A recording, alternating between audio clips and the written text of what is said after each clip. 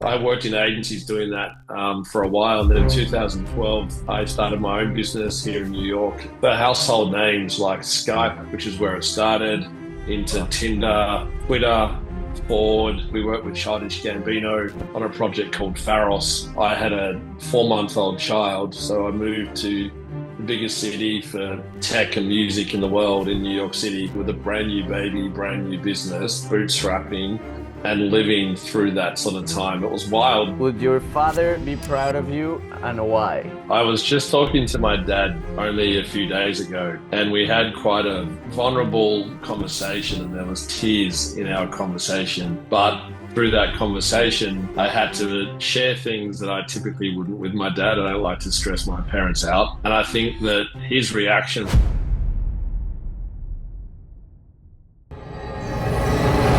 Good morning, good evening, and good night to a new Gomstocks, everyone. Today, we want to welcome serial entrepreneur Andy Walsh to the podcast. How are you, Andy? Welcome to Gomstocks.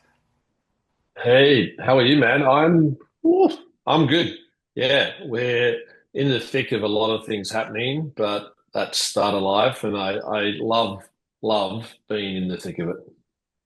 That's amazing. When I saw you on LinkedIn, I started like looking all your journey, and I was like, I have to interview Andy.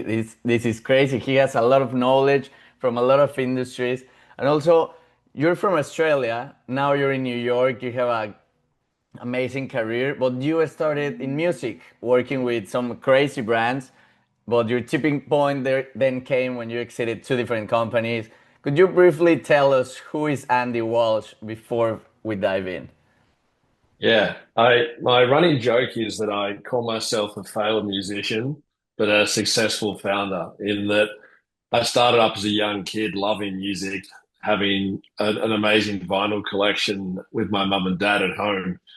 And that sort of inspired me through a lot of my life, through creative culture, fashion, my friends I made, where I traveled to, the bands that I saw, and by chance I randomly got a job doing marketing for a company working on Nokia back in the day, which is aging myself a little bit, but they had 55% global market share before the iPhone dropped.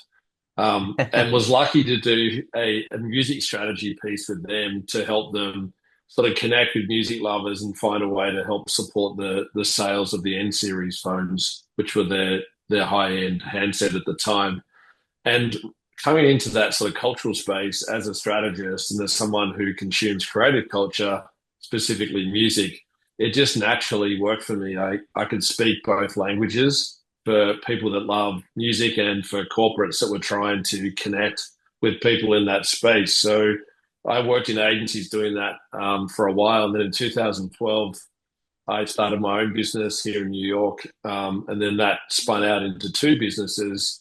And the focus of what we were doing was one, audio branding. So we would do strategy, composition, and production for household names like Skype, which is where it started, into Wow. Tinder, Twitter, Ford, lots of really iconic brands in thinking about how they sound. And that could be in products, in retail, advertising, anywhere that you hear a brand, we would audit that space and then compose and produce sounds to go in that, which was a lot of fun because you're creating a space like visual identity as far as how you look, but defining how you sound is something that not a lot of brands think about. But the world we live in today, sounds are really, really important to help you navigate through apps, through environments. And we have this long historical connection to sound as far as human beings going back millions of years in how we consume. And then the second business was focused on creative tech.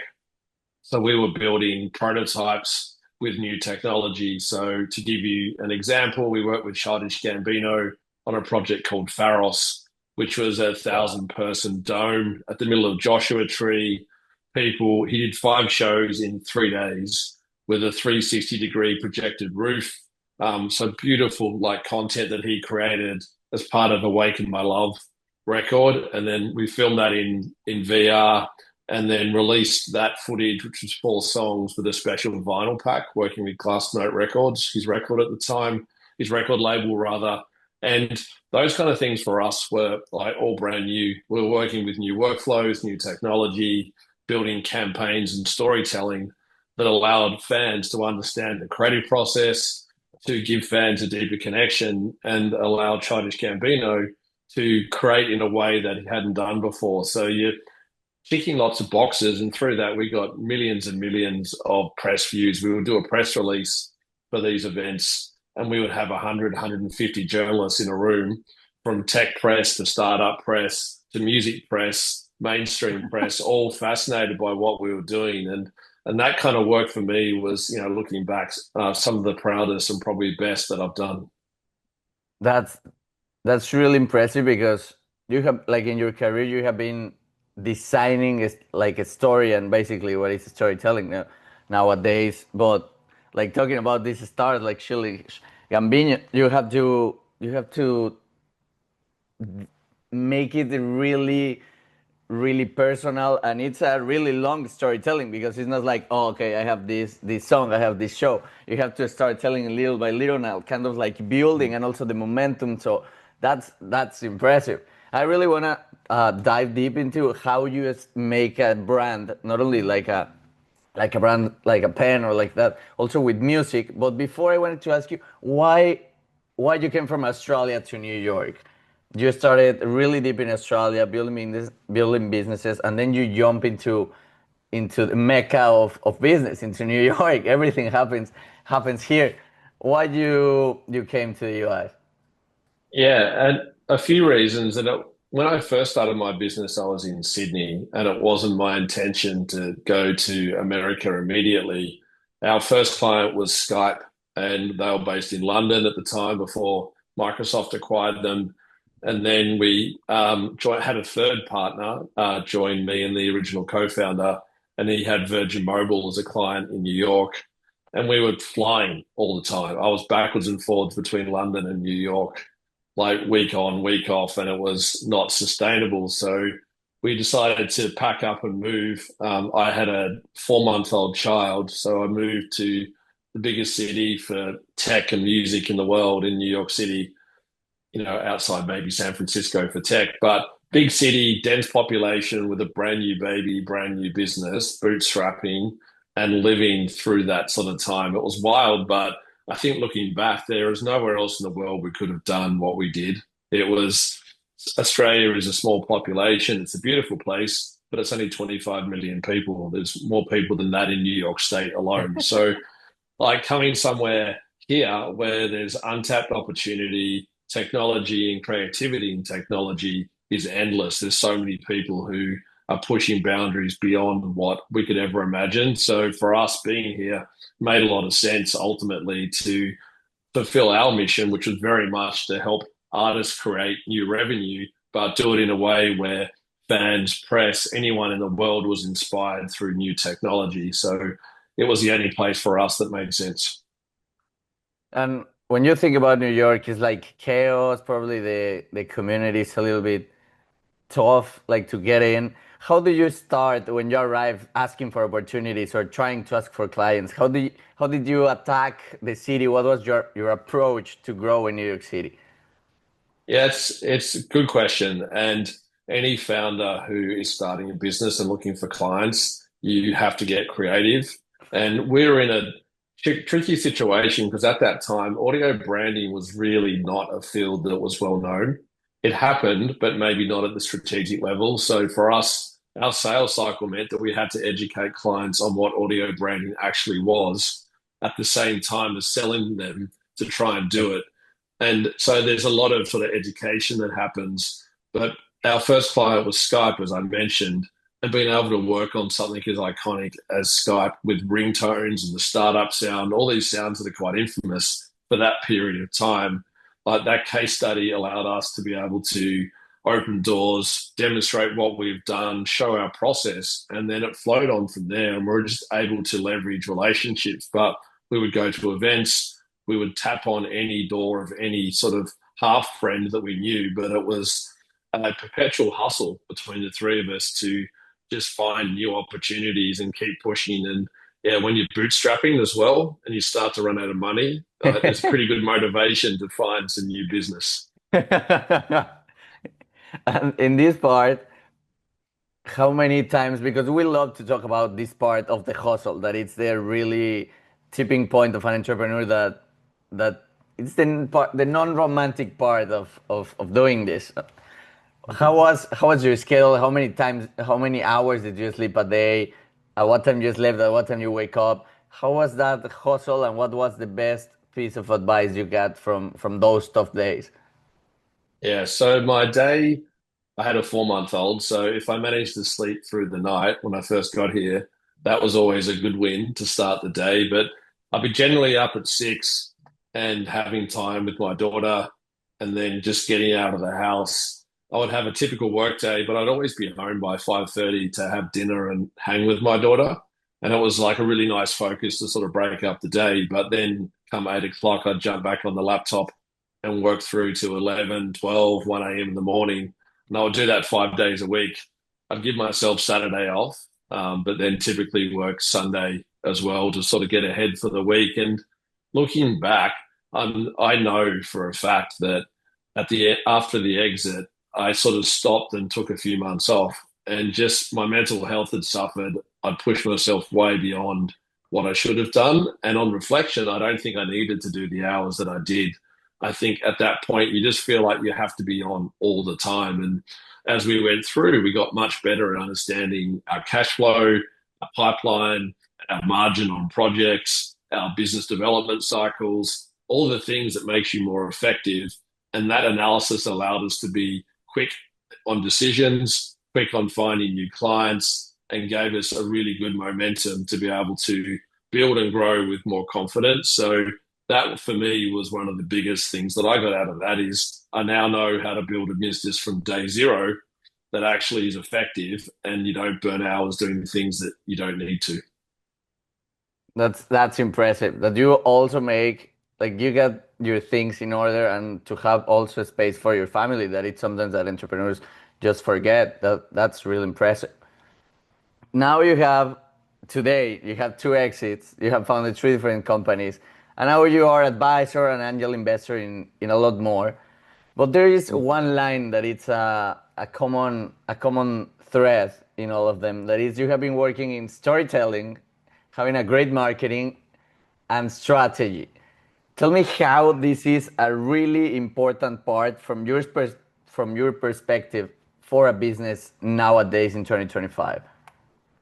Yeah, it's what I love about, and whether I'm lucky, whether it's by design, I think it's somewhere in the middle. But working in creative culture, if you're communicating on behalf of a brand to people that are really passionate about fashion or art or music, you can't talk down to them. You can't fake culture. You can't pretend to be someone that you're not. So it required some really solid strategy to make sure that you understood the audience, you understood what you were trying to do, and my superpower is always being able to translate that two circle Venn. I sit at the intersection to understand both worlds. And it meant that you had a place of authenticity where you started.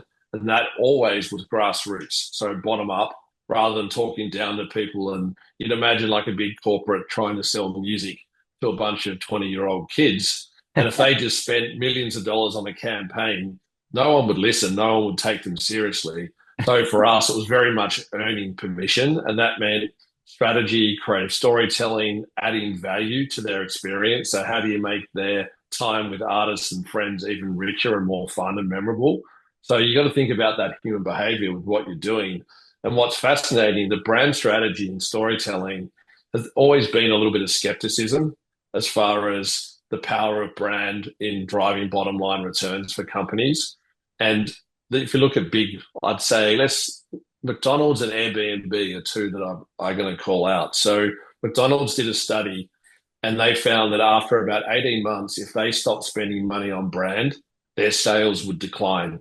Even if they were still doing a lot of advertising to drive sales, they needed to have that sort of aspirational, sort of emotional connection with their brand to get people to either rediscover menu, try new things, whatever it was. That brand was very much top of funnel activity. And Airbnb did the same thing. So through COVID and post COVID, they really doubled down on experiences. Everyone knew what Airbnb was. You could book a home anywhere, the most random places, and they needed to work on the experience. So make the experience of travel and a destination and what you can do there part of it. So they focused on brand, and off the back of COVID, they skyrocketed bigger than what they were pre-COVID. So two big brands that have done that, and I think fast forward to today, what I see is brand storytelling is very critical. If you're a tech startup, and I'll use B2B SaaS, and there's probably 1,000 new B2B SaaS products that have come out in the last 3 months. And if you're trying to differentiate yourself, if you use the same tech stack and you're selling the same product to the same people, like it's a very cluttered market. So to differentiate, you need to be able to have a story that people can relate to.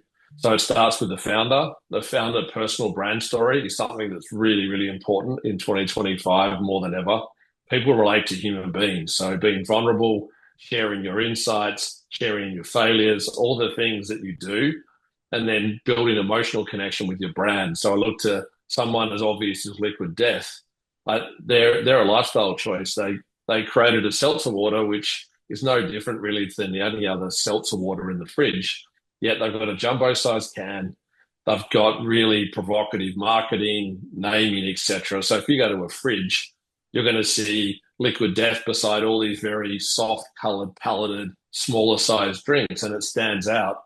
And for the masculine person, like having a big can, like you would with a Monster energy drink or something, it makes them feel better about drinking a seltzer water. So for them, their brand is driving purchase decisions. Ultimately, people aren't choosing the product; they're choosing the brand. And I guarantee you that if you surveyed a whole bunch of customers on Liquid Death, they would talk about the aspirational lifestyle and not the product so much. And they're an over $1 billion business now that came out of a venture studio as well, which is fascinating as a concept. So like that brand story is the thing that can separate you both at a business level, but also as a founder level.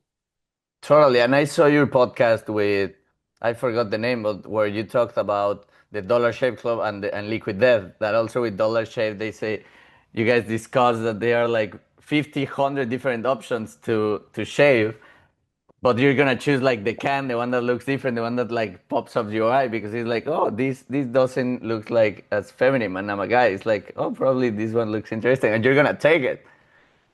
But Yeah. how would you approach, and you were talking about tech, because I don't know, in sports clubs, in fashion brands, it's a lot not simpler, but it's a little bit easier to kind of create and storytelling. We have seen it, for example, with Nude Project in Spain, that with every campaign they throw, they kill it in social media. We have seen it with Loewe, with different fashion brands. Also with Sports Club, it's pretty simple because if they're doing good, they can create a great storytelling with all the moments. But with tech companies, how do you build a narrative when sometimes their niche is too populated, apart from the founder perspective and story? Yeah, it's a good question. So ultimately, how do you come up with something that is relevant and interesting beyond the product? If you're selling a subscription to an AI security platform, like it does a job, but it's not very sexy and not very aspirational, right? Like it gives you peace of mind, but it's not something that you relate to. And, you don't sit at a bar with your friends and talk about AI security. Maybe some people do, but not many. So I think that within that category, it's interesting because what people are looking for is trust, and trust ultimately underpins everything that you're doing as a company. So again, being vulnerable, being open, sharing how you work, who the people are on your team, and make it bigger than the company itself. And through that, you'll start to find some personality traits. And I'll always use Oatly milk as a reference point for this. Oatly is just oat milk. I'd see oat milk as a category in the AI security space in that it's oat milk. It doesn't don't wake up in the morning and get excited to drink oat milk. It's a dairy alternative, right? So Oatly did a rebrand and a whole new creative strategy, and they became very like almost provocative. They had an ad band once. They were doing a creative storytelling piece that made people think of Oatly beyond the product. So when you go into the shops and you're choosing an oat milk, Oatly stands out because you can recall the stories that they created, and it wasn't connected much at all to the actual oat milk itself. It was sort of taking something that was really obvious, is that the milk wasn't from cows, and turning it into a story that was sort of like almost satirical by nature. So you can find really interesting angles, and what you do is build out a creative platform. So a creative platform today probably only needs to be a year in making, as far as run it for a year and then find a new creative platform. 10 years ago, you probably could have got 3 years out of it, but people's like concentration and curiosity, they move on too quick. So a creative platform gives you a creative anchor. So you just build stories off one anchor story. So for Oatly, that for them was a really, really impactful way to stand out in market, make some noise, and become famous for beyond the product. And getting brand fame is ultimately the the silver bullet to success for any company. So the other day, I was thinking about, for example, Golden Goose. Golden Goose is a brand that I love because not only their slogan, like their marketing, they look so clean, but at the same time, their product is like super recognizable. Like it's Golden Goose. And I was thinking about that campaign, and it turned out pretty simple. Their their slogan is for dreamers only, and I thought like, okay, their shoes are already like kind of like used when you buy them, and I have been using a pair since I arrived to college, and I just drafted a whole script of how an ad, from my perspective of a dreamer building with his shoes, would turn out, and it looked pretty great. It was like something that Golden could use, and that's also probably something that all the creators outside, like all the videographers, can also do to try to get a shot into the industry to make different commercials. Also with AI, that it's also a topic we're going to talk. You can try to tell a story for everything. And Yeah, and Yeah, and I look to that example, and what you're creating with that is a lifestyle. You're relating, like the shoe doesn't really add to your lifestyle, but what they do is place the shoe in a point where it's culturally relevant, and people go, "Yeah, I relate to that. That's how I want to live." And you associate the brand with a certain lifestyle, and there's no direct connection other than the fact you wear shoes while you're there. So any brand could do that, but they've owned that space really beautifully. So again, it's just finding that cultural connection and understanding that human beings relate to empathy. It's an acknowledgement that you all have the same fears, you all share similar passions, and finding that sweet spot is the thing that will ground you and allow you to connect. totally. For example, you create your first company, and we talk about in the other Zoom. When you have your first company, I feel that it's like your baby. It's you take care of it, you grow it, but then suddenly comes an offer and to sell it, but you have this kind of like attachment with this company. Might probably the first. How was the first time when you sold your company, and how that the attachment felt when you did that? Yeah, it's really fascinating. The Going back to Mike Jones, who's the episode you referenced before for Dollar Shave Club and Liquid Death. He's part of the Science Venture Studio. We had the same conversation, and it's quite fascinating. Is that I love what I did, and the reason that I created the business with the other two co-founders was because we wanted to give something back to musicians and create a better world for entertainment. And doing that and doing it so significantly with huge artists was a moment of pride. And you get attached to it like it is a child. And stepping away from it is confronting. It feels like you're going on a long holiday and it's not real. And two of the businesses are still running today, one under a different name, one under the same name. And I sort of see it, and I don't have a connection now, but I would say it took me probably 2 or 3 years. Let's call it grief. It's like separation. It's like, breaking up in a way. You do get attached to it because you put everything, you compromise your finance, your family, your health. There's so much that goes into it. And I think when you do it again on a second one, one, you're more effective, so you don't burn as many hours. But two, I don't think you get as attached. You know what you're doing and why, and being able to move through that process, it's much bigger than a job where you're employed, but it's much easier to be able to not get caught up in the what ifs and if we exit, if we go under, all of those things. It's more around passion, I think, and being in it because you don't want to take a typical sort of Monday to Friday job. Do you remember the next day when you sold it? What happens on the next day after you sold your company? Oh, good question. I would say that there's a lot of reflection because it doesn't feel real. So I, it was a little while ago, but I recall, I think I may have even checked signed contracts a few times.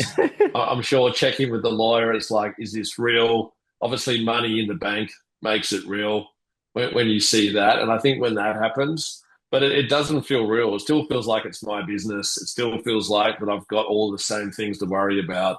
That doesn't happen immediately. I think it's whatever it is, the attachment. I'm sure there's some psychological principle around being really emotionally attached to something where you can't let it go. But yeah, it definitely it doesn't feel like if you could have this moment where you just like you'd won the Super Bowl or something and you're just going to party for a week, but it didn't feel like that.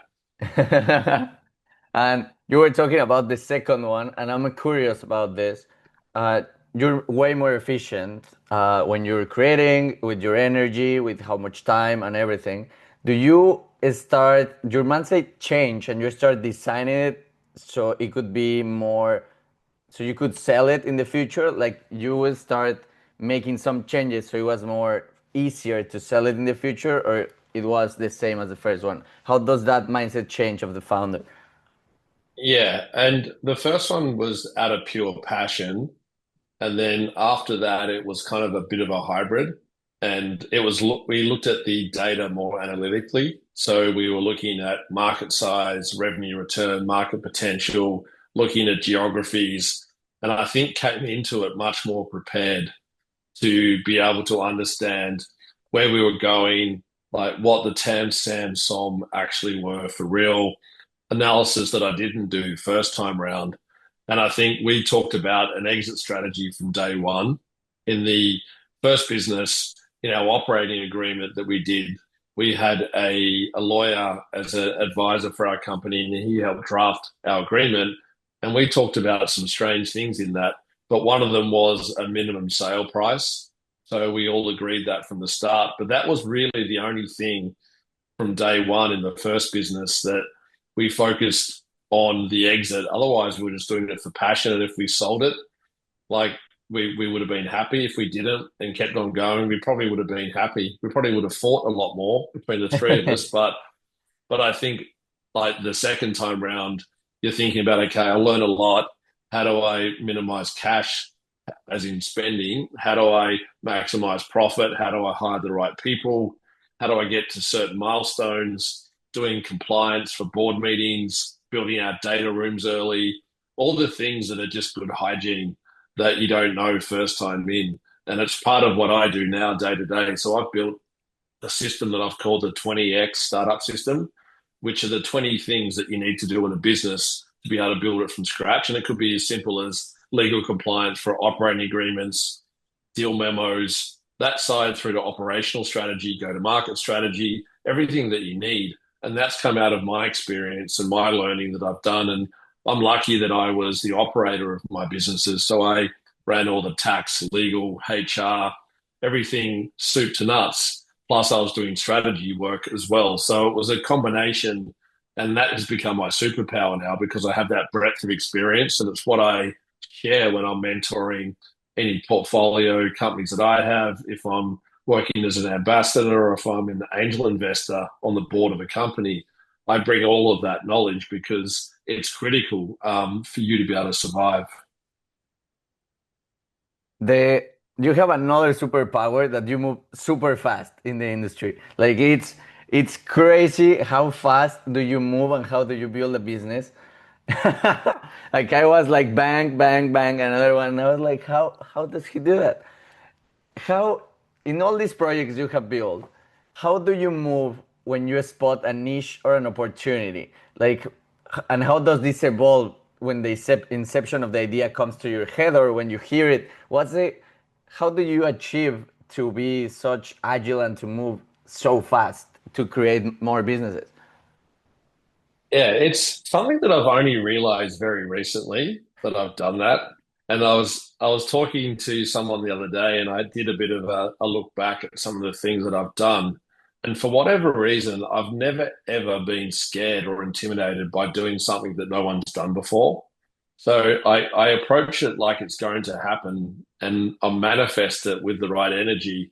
And it always goes the right way. Like I've never had a major failure. There's been lots of little micro ones along the way, touch wood, with what I'm doing. But I think that each time you do it, you get smarter at making the right decisions. So like early on, the focus is understanding the market, understanding who your audience are, and how do you get to them quickly and start making money quickly. So like when you're building products, you need to go, okay, what's the path of least resistance? How do I get something in market that someone can use and spend money on? And then how do I learn from that data and then double down on really obvious patterns that allows you to grow? And momentum is everything. And backing yourself, but also having validation from research, from product feedback, and all those things, distilling that quickly because you can be busy in a day really, really easy. But I guarantee you that 90% of people that are busy aren't effective. Being effective means that you need to have little micro experiments. So the thing that I teach is to think like a scientist, which means that you have a hypothesis on what you think is going to happen. You play some scenarios out. So if it goes down one, two, three different paths, then you're able to go, okay, if that happens, this is how we'll respond. And each time it might not work and you call it a failure. I hate the word failure. I say it all the time. It means it doesn't work. It means you learn something. It means you don't do that again. You try another path. So you're actually learning, not failing. And I think every time that you do that, you have these little micro projects that you test and learn. And it means that you're focused on that one thing. You have an outcome, you have a timeline, you have an allocated budget, and you're not just sort of ambling along and sort of seeing how it goes. Really focused on that one thing. And then once you get a pattern of positivity and that feedback loop, then you just go after it and grab hold of it and just don't let that go until it stops. Okay. And you have a mission to create 100 companies in 5 years. This is the approach you're gonna take, or how are you attacking that? Yeah. So one of the things that I do, I'm chief incubation officer at a venture studio called Nobody. And then that's alongside everything else that I'm doing. And we're going through fundraising at the moment. And off the back of closing that, which is coming up, the goal is to create a family of AI companies. So the studio's been around for about 4 years. I've been there for about a year. And what the goal is to go, how do you create a company quickly? And the territory that we're looking at is like everyday things. Like the businesses that are already in market are solving for the masses. Most of them are enterprise solutions about how do lots of people get access to a certain tool. And it could be design and creativity. It could be sales. What are the things that scale on that part? What hasn't been done is how do you tackle all those millions of businesses that exist in the USA that don't know where to start with AI integration and how do they become more effective? So you're able to build businesses that you try and plan an exit for $200 million rather than become a unicorn. So you don't have to have 50 million annual revenue. You can create a business that's got 10, 20 million annual revenue and you can build that out in 3 years and flip it. So like finding those niche spots, but having a studio to test prototypes and learn. So like in a studio, you can have an idea, prototype it, test it, and if it doesn't work, kill it. Or maybe it works in another category. Test it out, works, great. Doesn't, kill it. And you put a small amount of money into it and you're not personally attached to it. So you're able to test and learn and iterate, but then maybe even white label. So something that works in one industry, you say we can use the same back end, call it something else and serve a different industry and do something similar. And all of a sudden you can get five businesses off one back end. and it becomes a multiplier effect. So it's the machine of machines ultimately to be able to do that. And the good thing is that whether it's 100 businesses or 70 businesses, it doesn't matter. Like you could do 10 and you would rest on your laurels and you would go, okay, let's just do 10. But if you do 100, it seems completely unattainable. So it sets a mindset to be able to move forward at pace. So it's creating businesses like for daily life with AI, Yeah. basically. That's super Everything. interesting. Yeah, so like people are talking about the one person unicorn, and whether that's real or not doesn't really matter, but it sets an interesting intention. There's a business called RB2B, a guy, Adam Robinson, you might know him on LinkedIn, but I think he's got two co-founders. He did a test for a week and they built a series of agents, and the three founders all went on holidays for a week, didn't check emails, didn't do anything, and let the agents run the business. And they reported afterwards all the data. And I'm doing an episode with Adam shortly on my podcast to talk about how they did it, what they learned, and then how they're going to implement that moving forward. And those kind of processes allow you to be able to test and learn, see what works, see where you can save manpower, and have businesses where the three of them hopefully don't have to go back full time. They can do it for a few hours a day and still make a healthy living. And for them, they're not trying to become a unicorn. They're just trying to become really strong cash positive business that allows them to earn a good income, but not have the 100-hour weeks that a lot of founders are doing. It's impressive. I would be waiting for that episode. You were talking a little bit about your podcast, and what we have seen in Gumstocks with all the experienced founders, professionals, or executives is that in a part of the journey in life is to then, when you're successful, to pass on all the knowledge. Like, it's a common trait in everyone that has already knocked it out of the park to pass on the knowledge to younger people, to mentor it. We have seen it in the best, for example, the best neurosurgeon in the world now is creating a whole academy just to train new surgeons in countries that they don't have. And how are you attacking this with the podcast and also in your personal life to mentor the new people and the younger generations after you already achieved success? Yeah, it's something that I'm really passionate about, and I definitely donate too much of my time. And I say that because I need to earn a living too. But I love to be able to help people. And I think for me, the three directors we had for my first business were really impactful on our success, keeping us focused, allowing us to grow with, I'd say, some what's the right word? Some grace, where it didn't feel too chaotic. It felt busy. And I think that really set us up to be able to move forward and do things with confidence. And without that, who knows where we would have ended up. So it's something that I've taken on. And parallel to that, just being in the industry for a long time now, you get exposed to a lot of data, and the like using something as simple as the fundraising data. And the numbers are awful. If you look at female funding in founders, the investment into people of color, it's tiny, like 1 or 2% of people, which means that there's a massive problem in network where people who, say, in Silicon Valley, who are angel investors, VCs, there's a lot of an echo chamber. So they'll hear about one, they'll tell their friend over coffee or a game of golf, and they'll start talking. So you get this really sort of insular connection of businesses that are all in the right circles to grow their business with investment.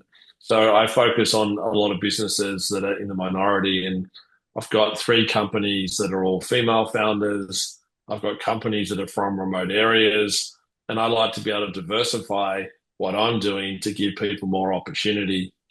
I'm working with a guy I haven't started yet, but doing a little project with a guy called John Laster, who's got an app called BLAP, BLAPP, and it's a marketplace purely for black-owned businesses. And his goal is to make sure that these businesses get traction, grow, create exits, and then can help reinvest capital back into their own community because of the huge gap in funding. And they're the type of businesses for me that I just naturally gravitate towards to be able to help people grow and use my experience to try and close that gap.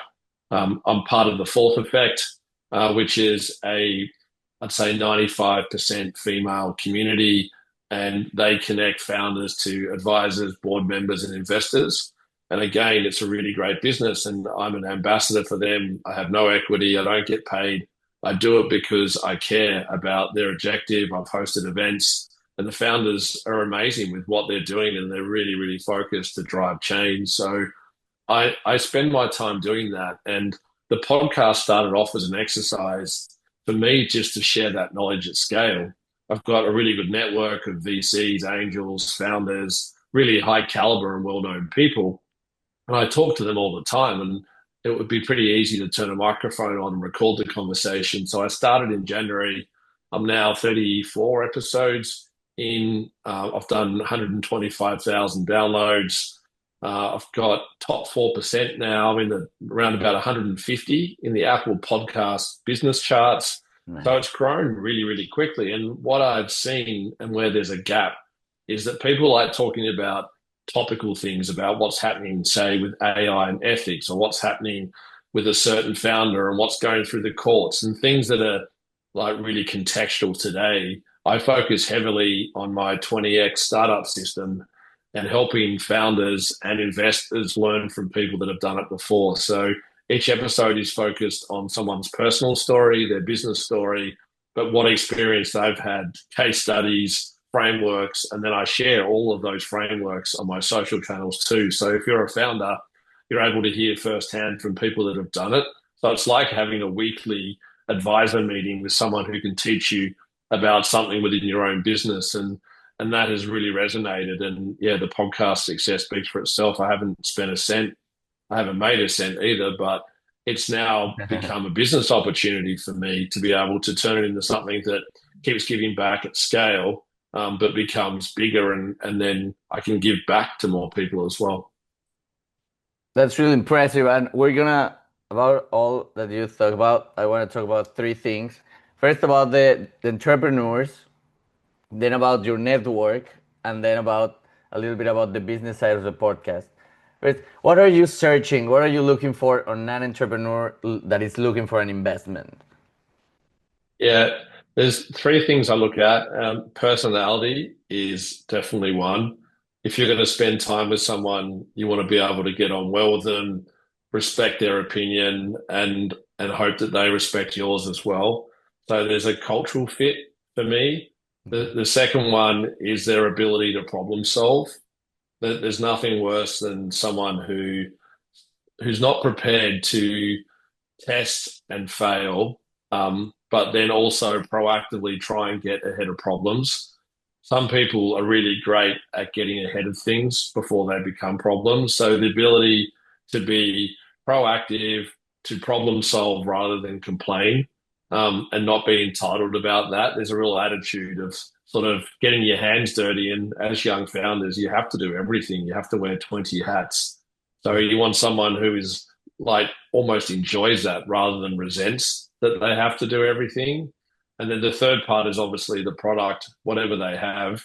I look at some base level data around who they're servicing, what their competitor set looks like, and how big the market is. So I'm typically early stage with opportunities that I've looked at. So you don't really have a lot of revenue markers. You're looking at things to make sure that there's diligence and strength around what they're building and what market they're attacking and chance of success.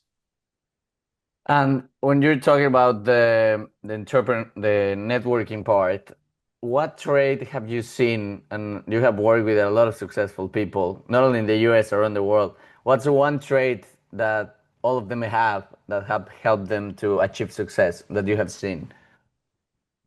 Yeah, I would say a level of pragmatism in it borderlines on positivity.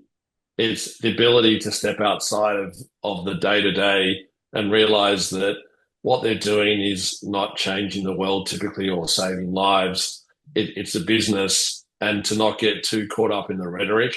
So someone who has just can focus and can take things that don't go right, fine, and go, okay, that didn't work. You just keep moving forwards. The people that get emotional and sort of dwell on things are never going to succeed. You need to be able to be thick-skinned, not stubborn, because being stubborn can mean you can failure as well. If you're getting lots of signals that are negative, but you're so arrogant that you just back yourself, sometimes that will work, but it's in the minority. So I think someone has to be pretty self-aware, know what you know what you don't know, ask for help from the right people at the right time, and be someone who's curious. So those summarize those, yeah, curiosity, self-aware, and pragmatic would be probably three. The three key points. How do you, and now working to the podcast, you started as just to share knowledge, to have great conversations with all the guys you have worked. But I wanted to ask you, how would you approach to grow a podcast, making it profitable and a business? What would you focus on? Because, for example, in Gumstocks, we realized that our approach was the same approach of probably half of the industry. It was just trying to interview people, but there was not like a clear niche or something that we would like kind of not like stand for. So we changed our whole message, and now we're talking about with the biggest and most brilliant immigrants in the world that had success outside of their home country. So how would you design and create a podcast for business with all the experience you have in storytelling? Yeah, it's the same process I would do for a startup. So thinking about it, who's the one person that you want to talk to and treat it like a one-on-one conversation like we're having now. If you're my target market that I want to talk to, and I think that you've got enough curiosity and desire to want to hear what I have to say, I would then stress test it and go, are there a million of you, or there are only 100,000 of you, and have a level of confidence that there's enough people out there to do that. And then being vulnerable early on, so sharing all the things that go well, the things that don't, talking about your personal experience, connecting with people, and human stories are always going to be better than just regurgitating facts. I struggle when it's two people who are just having a conversation for the sake of it. It's sort of like I'd much rather listen to people who share historical things, things they're working on, and natural storytelling is really, really important as well. And then podcasts grow organically, and where I'm finding success are random community groups. And I don't use Facebook personally, but Facebook groups, for whatever reason, are still a gold mine to be able to share content. Reddit, same thing, finding a lot of those sort of sub threads that live within Reddit that are topical as well, and starting conversations. And I think the other part as well is to show up and contribute to other creators as well. So what I mean, say on LinkedIn or on X, if there's people that you like and respect, add commentary to what they're putting out in the world, and be known for someone that shares, contributes, is a community-based person and wants to collaborate. If you're a taker, then you're never going to win at this game. You need to be able to rely on your own community to help give you some momentum from the start. So digital and in-person network is really important too. Sounds amazing. Thank you for all the advice. What was We're very curious on every entrepreneur monologue while they were in the middle of the hustle. What was your internal what was what do you say to yourself when you have been working out for months and in something and it might just not work? How did you justify back in the day all the work you were putting in without any reward? Yeah, this is the Kleenex question. You can get me to cry on the podcast. I think looking back, there's a lot of imposter syndrome and self-doubt. And it's even with success. I've been 3 years in and you've got revenue momentum. And at that point, we probably had 15, maybe 20 staff on our team working with big brands, yet there was still a lot of self-doubt and the ability to back yourself and make decisions. But I think listening as well, I think that I felt that I had to be bold, which can sometimes be forthright rather than constructive and listening. So I think for me, there's a lot of reflection on did I need to push that hard? Like, do I need to be that bold? And thinking about how I grow as a person too. So the self doubt and alongside the very sort of inward looking, evolving as a person and making sure that I take lessons. So like I got better at that the further I went through, and now I'm so open to change, and it's a really healthy part of the way that I work now is being happy to be proved wrong, being confident to say you don't know, learning something and being in that space. And I think that builds respect, and people will always like you if you think and act that way. And grabbing this idea up that you're looking back now, what would you tell the to an entrepreneur that is raising capital? What would be the best advice that he could receive from you now?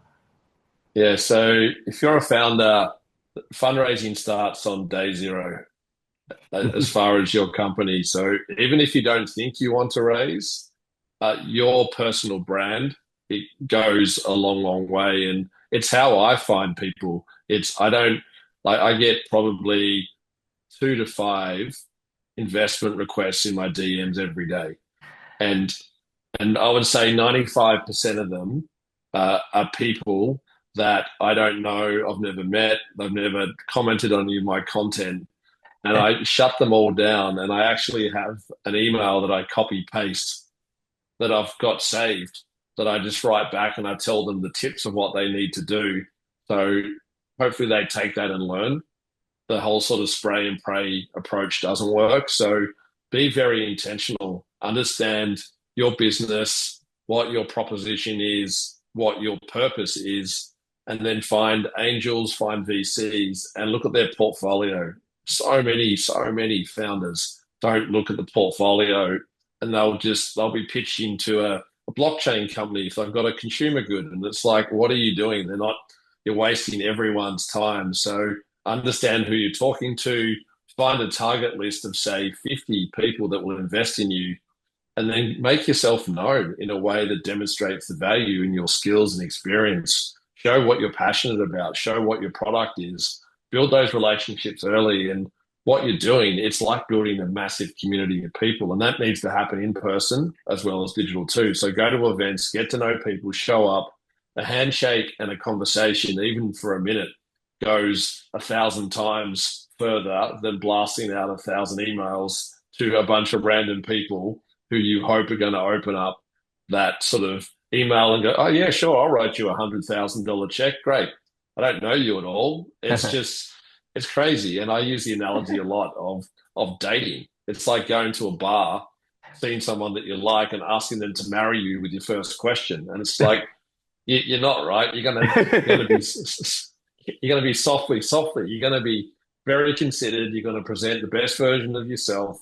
You're gonna think about what you say. You're gonna share things that you have in common and get to know someone. So you need to think like that and do it from the day that you start. So when and if you want to fundraise, that you've got a lot of well-trodden paths that can allow you to open doors and get a meeting much easier. Totally. And start to wrapping up, that was this is something that was like super interesting. It was like be intentional.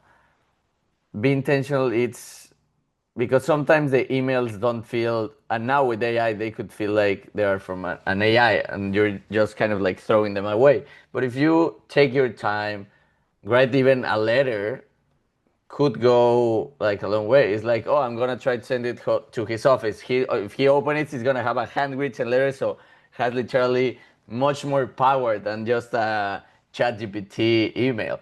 that that could go that could go better. Yeah, and that's what you need to do. It's like, how do you stand out when it's really competitive? And those things can sometimes work. It's a personal touch to understand who you're talking to and remembering that you're talking to another human. Like, sure, Exactly. they have a checkbook, sure, but they're human. So just like, it's not that hard. It's like, how do you meet a stranger? You have a conversation with them, right? You don't try and do a whole bunch of tricks like you're a clown. It's it's actually just a very simple foundational skill that we can all do, which is meet a stranger and have a conversation and see if there's some kind of connection between the two of you. Totally. To start wrapping up, Andy, what is it from your childhood that you didn't get that you're still seeking? You have a long career and you're still working super hard. What is it that you're still looking for? I'm still looking for that professional football contract to play in the English Premier League.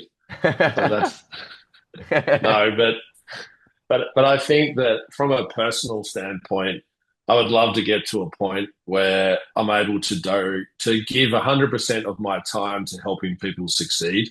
And I think being able to translate that into a positive impact into the world, like then I would feel like that, even if I never achieve it, like my North Star is the ripple effect. It's not just bottom line, it's cultural impact, it's people impact, so you can help change people's lives. And that for me is really important. It might sound a little bit sanctimonious, but it's true for me. Like I've been fortunate. I've had an interesting life. I've traveled the world, lived in different countries, and met really interesting people. And what I've learned through that time is that every human being is the same. Every human being wants to be seen. People like to connect, and that we want to live our best life. And the world is such a confusing place right now on so many levels. So having that ripple effect of goodwill, positive momentum, community, and connection is something that I strive for. That's beautiful. What's your team in the Premier League? Oh, this, no one's heard of them, and everyone gets confused. So I follow Middlesbrough, who are in the Championship. They used to be a force in the Premier League, but they got relegated 9, 10 years ago and haven't been back up. So I remember them playing them or watching them on FIFA a few years ago. Yeah, I know which one you're talking about. That they're red. Their logo is red, right? yeah, yeah. Totally. I lived in London 2004, 2006, and 2006 they were in the UEFA Cup final, what's now called the Europa League, and they were a force. They were a good team, and yeah, they got relegated and have never come back. But they're top of the table at the moment after 7 games, I think. So we'll see. Maybe next season is the year. But I still love watching the Premier League. I watch 2 or 3 games a week, and like that's my passion outside of what I'm doing in business. Nice. Me too. I love football. It's the best, and I have to tell people it's football. Like being an American, no, it's not I soccer. know. Yeah, yeah, totally. Man, you're Latin, and it's like anyone in South America, like it's never going to be soccer, right? Jamás, never. And just to close, Andy, we have this dynamic in Gumstocks where the last the last guest always leaves a question for the next guest, but neither of them know which one is the other one. Neither of them know their industry, what they do, or what they did. So it's just like a question we have in this page. I also don't have access to it. They send it to me before the podcast, or they put it on a paper. It depends. I'm gonna read it to you, and then you're gonna do the same off camera for our next guest. Okay. Perfect. Let's open it. This one comes, here's it, from a Washington Post journalist and writer from 3 bestsellers in Mexico that is now in Florida. His name is Leon Krause, and his question is, would your father be proud of you and why? Oh, Leon, another emotional one. I was just talking to my dad only a few days ago, and we had quite a vulnerable conversation, and there was tears in our conversation. And it was something that I was asking for from him. But through that conversation, I had to share things that I typically wouldn't with my dad. I don't like to stress my parents out. And and I think that his reaction was so humbling.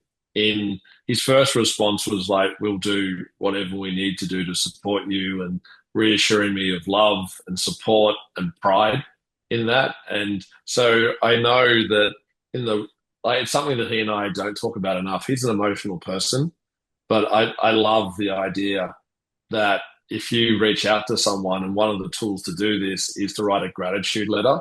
If there's someone in your life that has played a really important role, is to handwrite them, which is even more personal, a letter, and put it in the mail, send it to them, and write out all the things that they've done to be able to impact your life and change the trajectory of your life. Even better, if you can do it without crying, is to actually try and do it in person and read the letter out. I don't know if I could, but I'm in the process of doing it for my own mum and dad. And that's a really great thing to do. So yeah, I would say yes, he is. But also I still don't think that either my mum or my dad know what I really do day to day. I think it feels like something completely foreign. Well, Andy, thank you so much for your time. Just to close, what is an advice you would give to all the next generation entrepreneurs that are coming from another country and they want to overcome and have success in a different country than theirs? Yeah, I would say community is the key part. That I can speak to New York City intimately because I've been here for a long time, but the people here are really supportive. Like New York has a reputation for being this cutthroat, brutal city. I've discovered that I've discovered the opposite. So many people here that support me and help lift me up.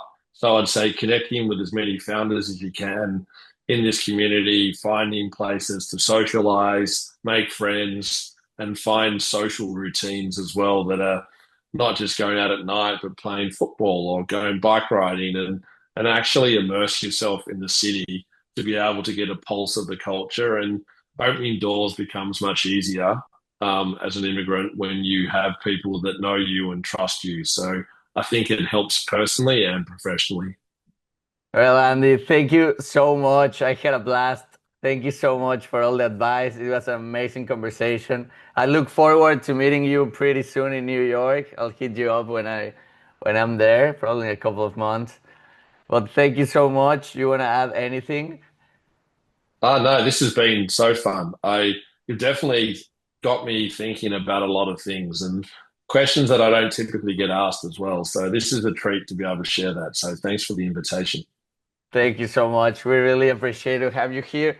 Thank you guys for all the ones that came all over to the end. And as in every Gunstocks, inspire and get inspired by everything around you. Don't be afraid. And like Andy said, be intentional. Send you a big hug. Have a great day, guys. Ciao.